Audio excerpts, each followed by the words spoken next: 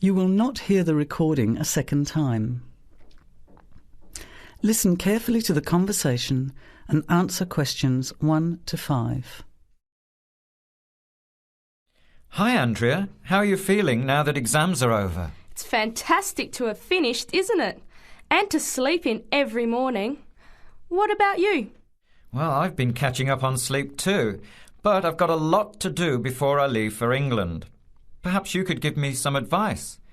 I've got a lot of things I can't possibly take back with me, but I don't know what to do with them. Well, it depends on what sort of things they are and whether you're thinking of giving them away or selling them. Well, almost everything. Furniture, the fridge and other kitchen stuff that I bought from the previous tenant. But the new people have already got what they need, so they're not interested in buying stuff from me. I can't afford to give it away, but I'm not sure how to sell it all. Oh, and there are some clothes and books as well. Why can't you take them?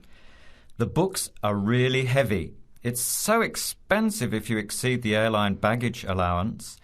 And the clothes just won't all fit in my suitcase. It's amazing how much stuff I've accumulated since I've been here. Anyway, I don't think I'll need as many summer clothes in England as I have here in Australia. I see.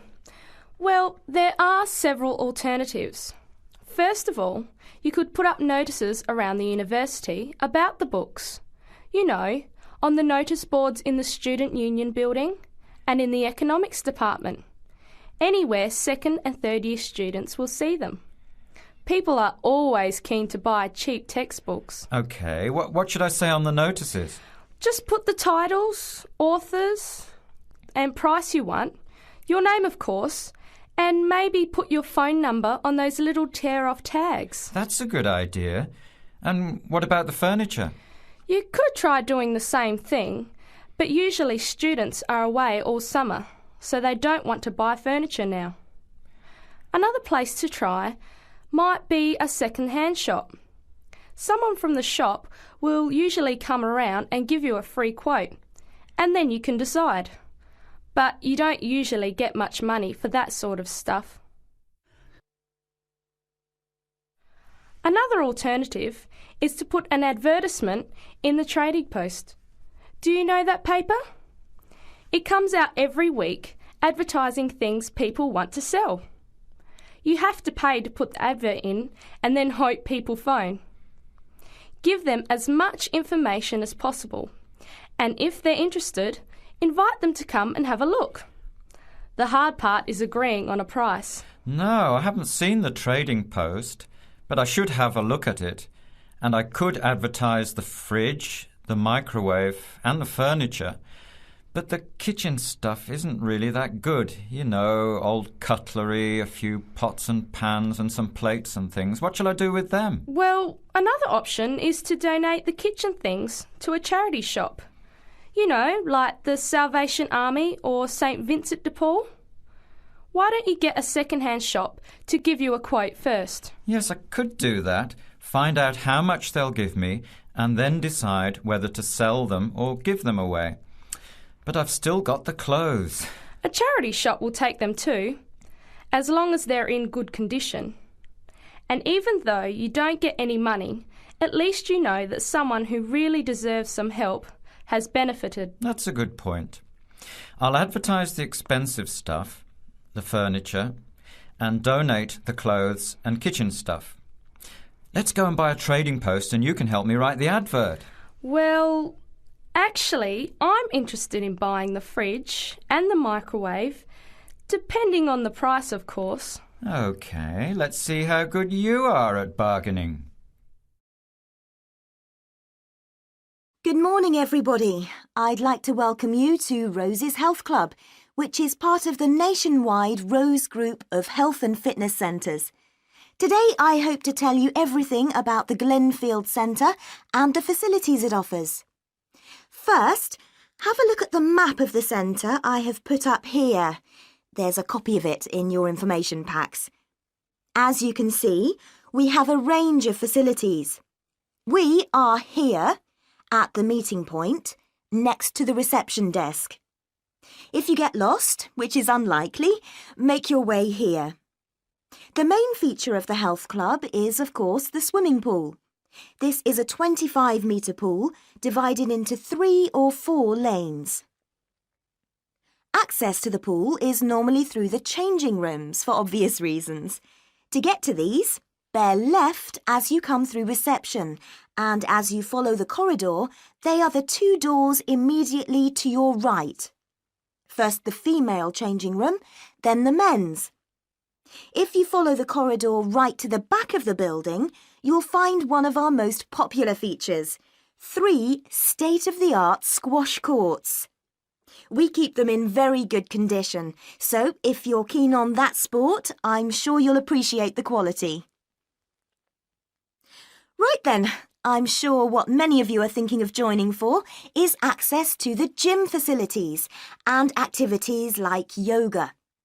We've got lots of space for this, and these are all situated on the left-hand side of the main corridor, opposite the changing rooms and squash courts.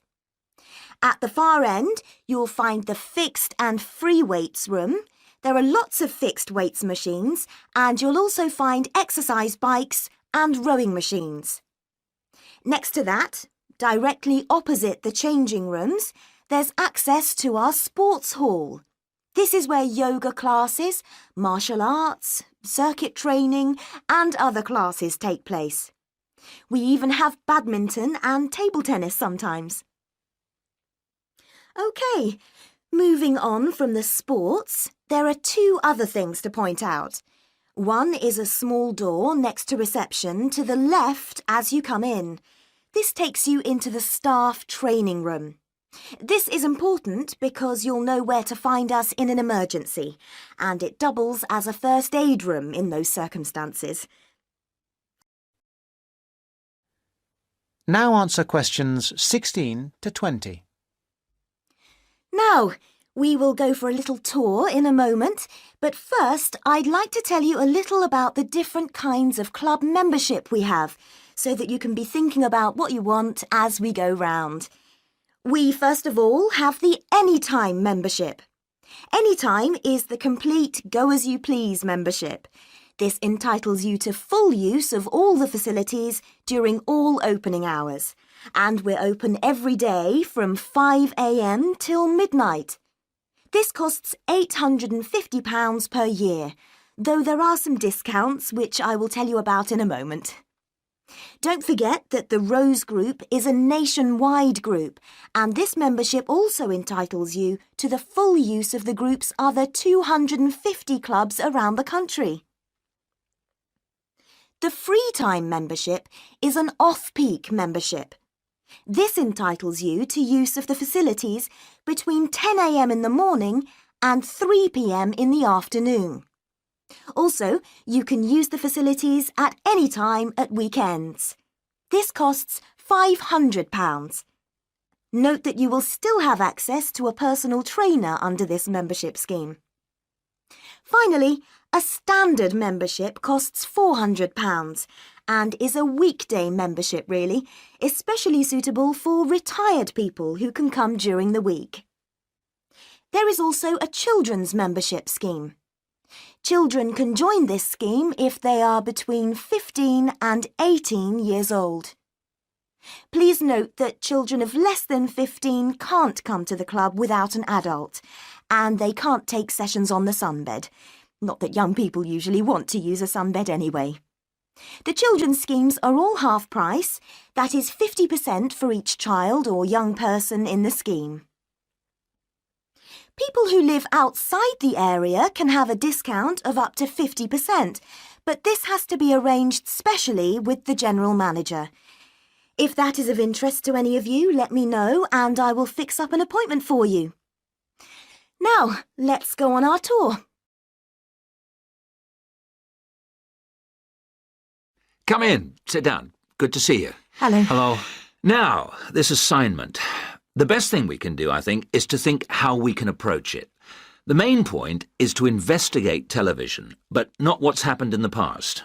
I was thinking that it would be necessary to go over the new media first and then... Yes, that's a way to make a start, but you need to do that quite briefly. But it's quite a complex topic. Yeah, I agree, but the emphasis must be on the future development of television as a cultural phenomenon. Yes. I've been reading the talk by Ashley Highfield. All right, and what do you take from that? What are the things that are competing with television? Well, to start with, there is the games console. Then there is the personal computer and the internet. Then again, the mobile phone with its capability of games and puzzles. And of course, internet access. Lastly, there is the iPod with the possibility of listening to music wherever you go. Good, you've understood that. Now, which of these presents the greatest competition for television?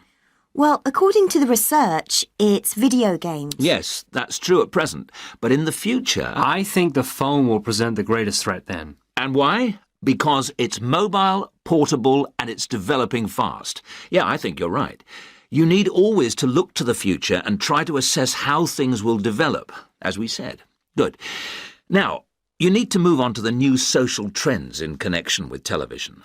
Is one of them the idea that programmes might become shorter and shorter? Ah, yes. The average program might be 10 minutes. Or even less. Just mini-programs, say 4 to 5 minutes long. Now, do you think you can get access to all the materials you need? The problem at the moment is the library. Oh, yes? What's happening there?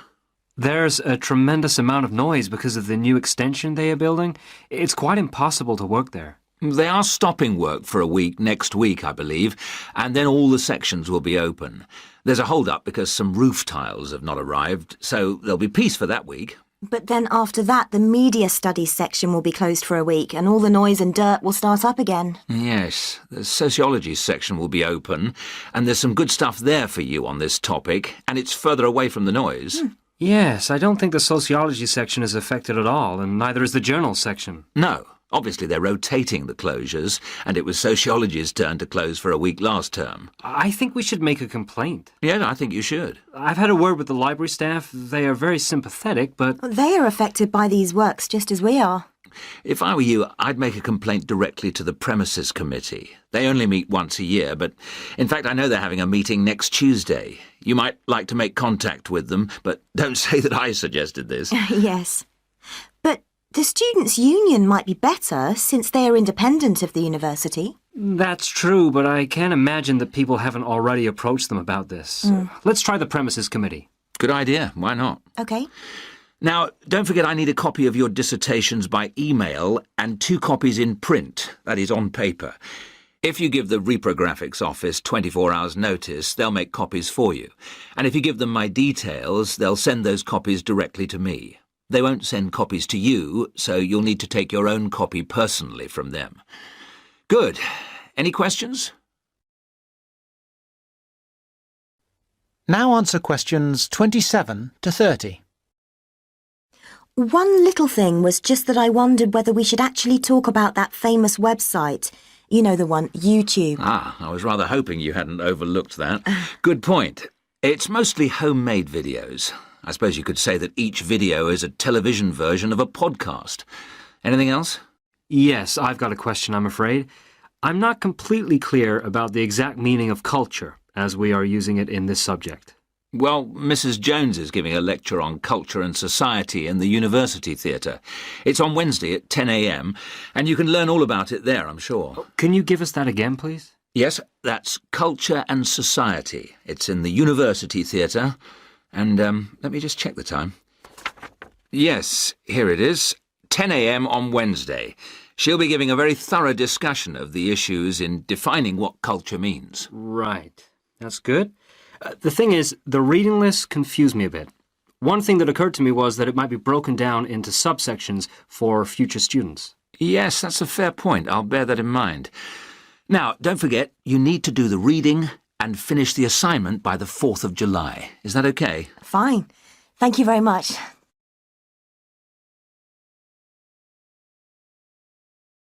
Now listen and answer questions 31 to 40. My presentation today is on how the science of genetics is being used to shed light on the origin of manuscripts, anything written by hand, produced in the medieval period, that is, the period between the 5th and 15th centuries AD. As many of you know, thousands of medieval handwritten books still exist today.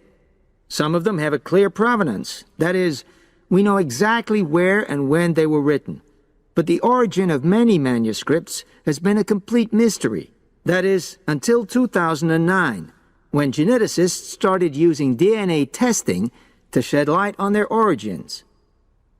But before looking at the new research, I need to explain something about the way the manuscripts were produced, particularly what they were written on. Virtually all were written on treated animal skins, and there were essentially two types.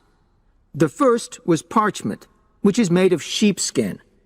It has the quality of being very white, but also being thin. It has a naturally greasy surface, which meant it was hard to erase writing from it. This made it much sought after for court documents in medieval times. The second type is vellum, which is calfskin. This was most often used for any very high-status documents because it provided the best writing surface, so scribes could achieve lettering of high quality. So, once the animal hides had been chosen, they had to be prepared. Where the right materials were on hand, the skins were put into large barrels or vats of lime, where they were agitated or stirred frequently. But if lime wasn't available, then the hides were buried. Both these techniques were designed to cause the hair to slough off and the skins to become gelatinous and therefore more flexible. The next stage was to put the hides on stretcher frames and pull them very tight. While on the frame, they were scraped with a moon-shaped knife in order to create a uniform thickness. For parchment, that was the end of the process. But for vellum, there was an additional stage, where it was bleached in order to achieve the desired color.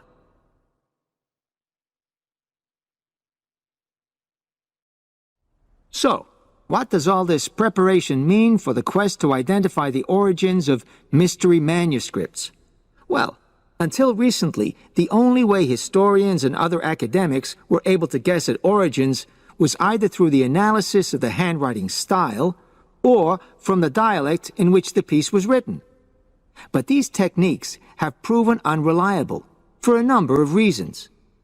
It was thus decided to try to look at the problem from a different angle, to start from what is known, that is, the small number of manuscripts whose origins we do already know. Because these parchments and vellum are both made from animal hides, it was possible to subject them to DNA testing and to identify the genetic markers for the date and location of production. From this was created what is known as a baseline. The next stage was to test the mystery manuscripts, finding their DNA characteristics, and then making comparisons between the known and the mystery scripts. Genetic similarities and differences enabled the scientists to gain more information about the origins of the many manuscripts we had known virtually nothing about up to that point. Now you might ask, what are the potential uses of this new information? Well, obviously, it can shed light on the origin of individual books and manuscripts. But that's not all. It can also shed light on the evolution of the whole of the manuscript production industry in medieval times. And because that was such a thriving business, involving very large-scale movements right across the globe, the new data in turn help historians establish which trade routes were in operation during the whole millennium. Now, if anyone has any questions...